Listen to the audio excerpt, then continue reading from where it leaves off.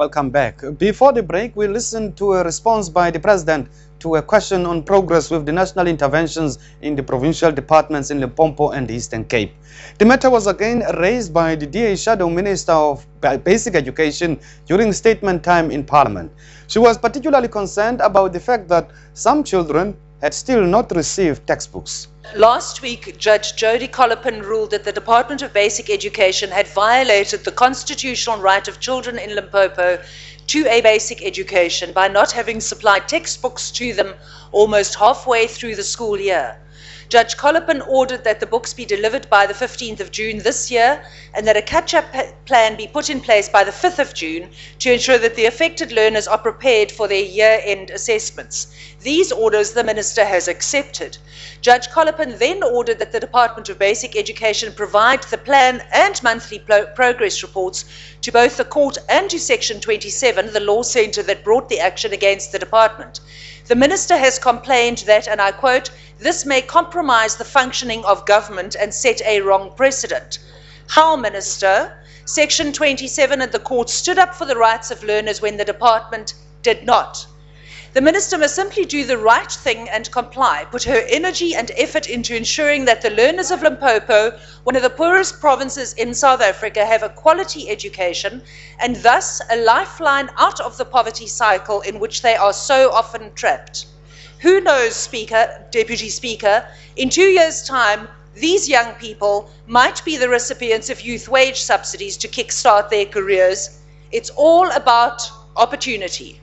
With regards to the delivery of books in Limpopo and the court decision, as one of those who are involved in the Limpopo intervention, the Minister of Education has said it openly that she will not defy the court decision. She is in the process of implementation. But the fact of the matter is that we had to clean a lot of things there, deal with administration even before we could do any further purchases. Our next statement comes from Nick Koronov of the Congress of the People, who warned that South Africa must take notice of the deepening economic crisis in Europe and the impact it will have on South Africa. For the past 100 years, Europe had two major events reshaping the continent, the First and the Second World War. And during that time, they almost fell off the cliff. What happened since then? In 1989, the world was turned upside down when the Iron Curtain came down in Europe. And then we had 9/11, and in 2008, the global financial crisis. 4 years later, this crisis is steaming forward and deepening by the day. Europe stands before a vital moment, hovering over another cliff. The unity they were striving for is about to be tested in the interest of various nations' self-existence. Voters across Europe does not understand why it is necessary to cut down on state expenses. In Greece, 50% of the population under the age of 26 is unemployed. In Italy, it's 32%. In Portugal, 35%. In Spain, 50%. And in France, 22%. But in Germany, only 8%.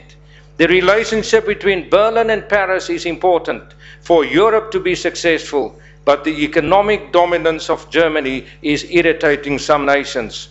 Europe is our major trading partner, so South Africa must take serious cognizance what is happening there and must use all their energy and efforts to vigorously explore new markets, especially in Africa. We don't necessarily share all aspects of your analysis of the crisis in Europe, but the reality of a crisis in Europe is very evident and is having an impact on our trade relations.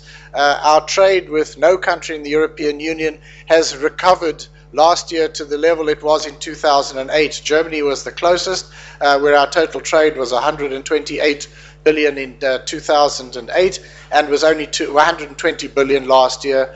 In the most distressed countries in Europe, our trade even declined last year. That's a reality, a fact of life we've got to come to terms with, and we are actually identifying trade diversification as a fundamental imperative. We're working hard on the regional integration program on the African continent because that is our solid base, and African industrialization, diversification and infrastructure are very fundamental to all of that. We're also trying to strengthen And that's our all we have time for today. Our time is up. In tomorrow's program, we bring you an in-depth interview with Minister Rob Davies when we look at the impact of the global economic crisis on South Africa's economy. Dr. Davies is currently on a trade mission in Japan, but we spoke to him before he left. Until tomorrow then, goodbye.